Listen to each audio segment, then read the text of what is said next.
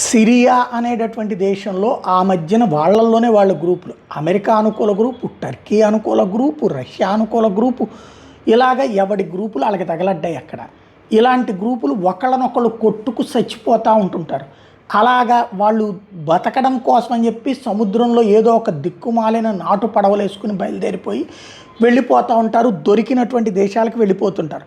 అట్లా వెళ్తున్న సందర్భంలో సముద్రపు ఒడ్డున చచ్చి పడిపోయి ఉన్నటువంటి ఒక బిడ్డ శవాన్ని ఫోటో తీసి ఇది వీళ్ళ దారుణం, దాష్టీకం అన్నటువంటి పరిస్థితిని అప్పట్లో ఫోకస్ చేసేటప్పటికి ప్రపంచంలో ఉన్నటువంటి యూరప్ దేశాల మనసు ద్రవించి అక్కడున్న ప్రజలు తమ దేశాలకి ఈ శరణార్థుల్ని రమ్మన్నారు. వాళ్ళకి అక్కడ ఉండటానికి గూడు, తినడానికి తిండి ఇట్లాంటిది ఏర్పాటు చేయడానికి ఆయా దేశ ప్రభుత్వాలకి అక్కడున్న ప్రజలు అండగా నిలిచారు.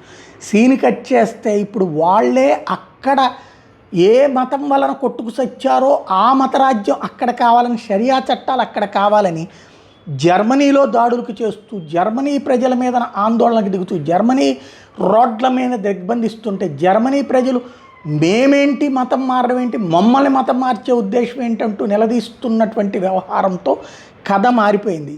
మొన్న జర్మనీ రానున్న 3 ఏళ్లలో 7 లక్షల మంది మా దేశంలో సిరియా నుంచి వచ్చి సెటిల్ అయిన వాళ్ళు ఉన్నారు, వాళ్ళందరినీ సిరియాకి తిప్పి పంపేస్తామని ప్రకటించింది.